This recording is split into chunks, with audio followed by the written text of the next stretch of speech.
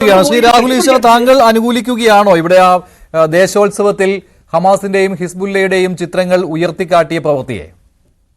എനിക്ക് ഒരു മിനിറ്റ് തരണം. ഞാൻ ഇസ്രായേൽ ഗവൺമെന്റിന്റെ ഗസ്റ്റായി ഇസ്രായേലിലും പാലസ്തീനിലും പോയ വ്യക്തിയാണ്. ഇസ്രായേൽ ഗവൺമെന്റ് യുദ്ധം നടക്കുമ്പോൾ നമ്മൾ ഇന്ത്യയിൽ നിന്ന് 9 പേരെ കൊണ്ടുപോയിരുന്നു. സൗത്ത് ഇന്ത്യയിൽ നിന്ന് 2 പേര്, ഞാനും ഹിന്ദുവിന്റെ ഡോക്ടർ സ്റ്റാൻലിയുമാണ് സൗത്ത് ഇന്ത്യയിൽ നിന്ന് പോയത്. ഞങ്ങൾ അവിടെ ഒരു പീസ് മിഷന്റെ ഭാഗമായി പോയി ഇസ്രായേലിലെ നെസറ്റി പോയി പാലസ്തീനിയൻ സൈഡിലേക്ക് റീച്ച് ഔട്ട് ചെയ്തു. പക്ഷേ ഞങ്ങൾക്ക് പെർമിഷൻ കിട്ടിയില്ല. യുദ്ധം എങ്ങനെ വരുന്നു എന്ന് കരുതുകൊണ്ട് പാലസ്തീനിയൻ സൈഡിലേക്ക് പോകാൻ കിട്ടിയില്ല. വളരെ സങ്കീർണമാണ് ഇസ്രായേലും പാലസ്തീനും വിഷയം. അതിസങ്കീർണമായ, ലോകത്തിലെ തന്നെ ഏറ്റവും വേദനാജനകവും കോംപ്ലക്സുമായ വിഷയമാണ്. നമ്മൾ നമ്മുടേതായിട്ടുള്ള താല്പര്യങ്ങൾ മാത്രം അതിൽ അടർത്തിയെടുത്ത് ചർച്ച ചെയ്യുന്നതിൽ അർത്ഥമില്ല. 2 കാര്യങ്ങൾ ഇതിൽ. ഒന്ന്, മഹാത്മാഗാന്ധിയുടെ കാലം മുതലേ നമ്മൾ അതിശക്തമായി പാലസ്തീനെ അനുകൂലിക്കുന്ന ഒരു രാജ്യമാണ്. എന്നാൽ അതോടൊപ്പം മാറുന്ന ആധുനിക കാലഘട്ടത്തിൽ ഇസ്രായേൽ നമുക്ക് ഒരുപാട് ഉപകാരം ചെയ്തു തന്നിട്ടുമുണ്ട്. പ്രത്യേകിച്ച് മലയാളികൾ എന്ന നിലയ്ക്ക് നമ്മുടെ നാട്ടിൽ, കേരളത്തിൽ ആദ്യമായി വന്ന് സെറ്റിൽ ചെയ്തത് ജൂതന്മാരാണ്. ഇസ്രായേലി സമൂഹത്തിൽ നിന്ന് അവരുടെ അമ്പലം റോമാക്കാർ തകർക്കുമ്പോൾ നമുക്കപ്പം ഇസ്രായേലി ജനതയോടും വലിയൊരു പേഴ്സണൽ റിലേഷൻ ഉണ്ട്. അറബി ജനതയോടും അല്ലെങ്കിൽ അവിടുത്തെ പാലസ്തീനിയൻ ജനതയോടും നമുക്ക് വലിയ ഇതുണ്ട്. അതുകൊണ്ടാണ് നമ്മുടെ മോദിജി രാഷ്ട്രീയത്തിനപ്പുറം നോക്കിയാൽ ഇസ്രായേലിന്റെ പരമോന്നത അംഗീകാരവും അദ്ദേഹം നേടി, പാലസ്തീന്റെ പരമോന്നത അംഗീകാരവും നേടി. പാലസ്തീനിൽ ചെന്നിട്ട് നമ്മുടെ പണ്ഡിറ്റ് ജവഹർലാൽ നെഹ്റുവിന്റെ പേരിലുള്ള പല കാര്യങ്ങൾക്കുമാണ് അദ്ദേഹം ഫണ്ട് കൊടുക്കുകയും മറ്റും ചെയ്തത്. അങ്ങനെയാണ് പാലസ്തീന്റെ പരമോന്നത ബഹുമതി അദ്ദേഹം നേടിയത്.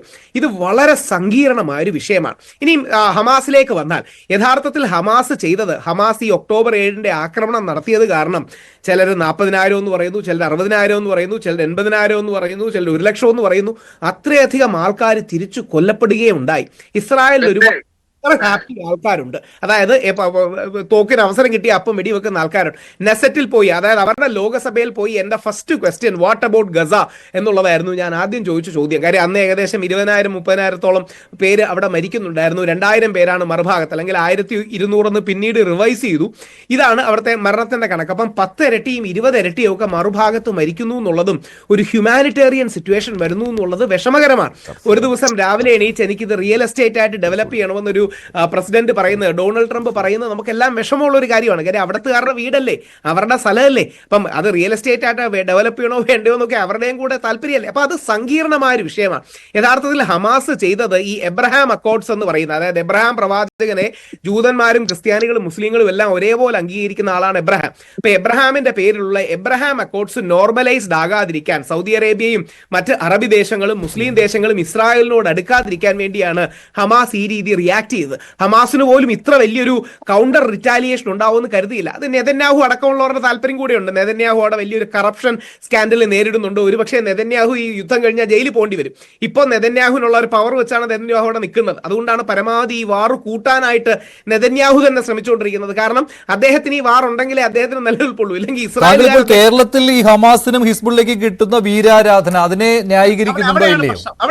അവിടെയാണ് ഒരു വരി കൂടി പറയാൻ. 2, നമ്മൾ എന്നും പാലസ്തീനിയൻ ജനതയ്ക്കൊപ്പമാണ്. നമ്മൾ അങ്ങനെ തന്നെ ആകണം. ഇസ്രായേലികളും നമ്മുടെ സഹോദരങ്ങളാണ്, പാലസ്തീനും നമ്മുടെ സഹോദരങ്ങളാണ്. പക്ഷേ ഹമാസിനൊപ്പമാണോ? അല്ല, അവിടെയാണ്. പക്ഷെ ഹമാസ് അല്ല, അത് ഹമാസ് അല്ല. പാലസ്തീനിയൻ ജനത എന്ന് പറഞ്ഞാൽ അവിടെ പാലസ്തീനിയൻ ലിബറേഷൻ അതോറിറ്റി ഉണ്ട്, അല്ലെങ്കിൽ മുമ്പ് യാസർ അറാഫത്ത് അടക്കമുള്ളവരുണ്ടായിരുന്നു.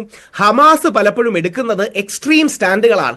ആയുധം ഒരിക്കൽ എടുത്തു കഴിഞ്ഞാൽ പിന്നീട് അതൊരു എക്സ്ട്രീമിസ്റ്റിലേക്ക് പോകും. നമുക്കിത് ഇസ്രായേലുമായിട്ട് ഇക്വേറ്റ് ചെയ്യാൻ കഴിയാത്തതിന്റെ കാര്യം, ഇസ്രായേൽ ഒരു ദേശരാഷ്ട്രമാണ്. ശരിയാണെങ്കിലും തെറ്റാണെങ്കിലും ഒരു ദേശരാഷ്ട്രമാണ്. ചുറ്റുമുള്ള അറബി രാജ്യങ്ങളോട് ഇസ്രായേൽ പോരാടുകയും ചെയ്യുക. പക്ഷെ ഒരു സംഘടന തീവ്രവാദത്തിന്റെയോ ആയുധത്തിന്റെയോ വഴിയിലേക്ക് പോയി കഴിഞ്ഞാൽ പിന്നീട് അത് ഇസ്രായേലിന് സൗകര്യമുള്ള ഒരു നെറേറ്റീവാണ്.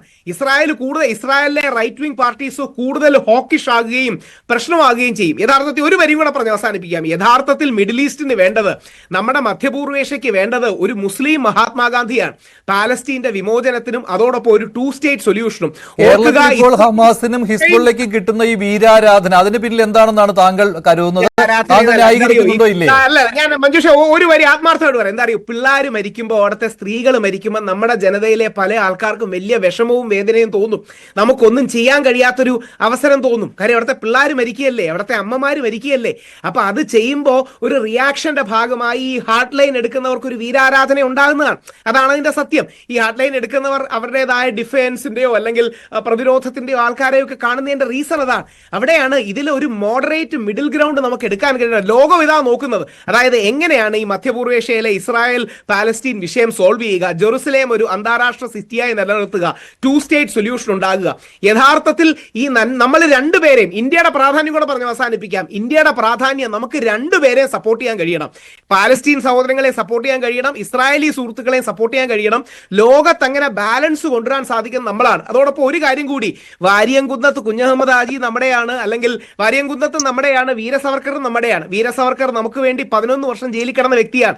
വാര്യംകുന്നൻ നമുക്ക് വേണ്ടി വെടിയേറ്റ് മരിച്ച ബ്രിട്ടീഷുകാർക്കെതിരെ കലാപം ഉയർത്തിയ വ്യക്തിയാണ്. ആലി മുസ്ലിയാരെ പോലുള്ളവർ ഗാന്ധിയുടെ മാർഗത്തിൽ, മഹാത്മാഗാന്ധിയുടെ മാർഗത്തിൽ എല്ലാവരെയും ഒന്നിപ്പിക്കാൻ ശ്രമിച്ചതാണ്. ഒരുപാട് പേരുടെ ഭാഗത്തു നിന്ന് അങ്ങോട്ടും ഇങ്ങോട്ടും ഒക്കെ തെറ്റ് വന്ന് കാണും. ശരി, അപ്പോൾ അപാകത ഇല്ല എന്നാണ് താങ്കൾ പറയുന്നത് അല്ലെ? ഈ ഹമാസിന്റെയും ഹിസ്ബുള്ളയുടെയും നേതാക്കളുടെ പടം ഉയർത്തിക്കാട്ടിയതിൽ അപാകത ഇല്ല. കേരളത്തിൽ വീരാരാധന എന്ന് പറയുന്നത് ഈ ഗാസയിൽ കുട്ടികളടക്കമുള്ളവർ മരിച്ചു വീഴുന്നതിനോടുള്ള സിമ്പതിയാണ്. അങ്ങ് തെറ്റിദ്ധരിപ്പിക്കരുത്. ഹമാസിന്റെ നേതാക്കളുടെ ചിത്രം ഉയർത്തുന്നത് ശരിയല്ല. കാര്യം ഹമാസ് എടുത്ത നിലപാട് കാരണമാണ് ഇപ്പം പാലസ്തീനിൽ 80,000-ഓ 1,00,000-ഓ ആൾക്കാർ കൊല്ലപ്പെടുന്നത്. അതുകൊണ്ട് ഹമാസിന്റെ നേതാക്കളെ നമ്മൾ ഗ്ലോറിഫൈ ചെയ്യരുത്. പാലസ്തീനിയൻ കുട്ടികളെ തീർച്ചയായിട്ടും വേണം. പാലസ്തീനിയൻ കുട്ടികളെ, അവരുടെ ഫ്ലൈറ്റിനെ, ഒരു ദിവസം രാവിലെ എണീക്കുമ്പോൾ അച്ഛനും അമ്മയും ഇല്ലാതാവുന്ന ആ കുട്ടികളുടെ വിഷമം നമ്മൾ ഹൈലൈറ്റ് ചെയ്യണം. നമ്മുടെ ഉത്തരവാദിത്തമാണ്, നമ്മൾ ഇന്ത്യക്കാരുടെയും മനുഷ്യരുടെ ഉത്തരവാദിത്തമാണ്. പക്ഷേ ഹമാസിന്റെ ആൾക്കാരുടെ ചിത്രങ്ങൾ കൊണ്ടുവരുന്നത് നല്ലതല്ല. അത് ഗുണം ചെയ്യില്ല, ദോഷം മാത്രമേ നമ്മുടെ നാട്ടിലും ലോകത്തും ഉണ്ടാക്കൂ. ശരി,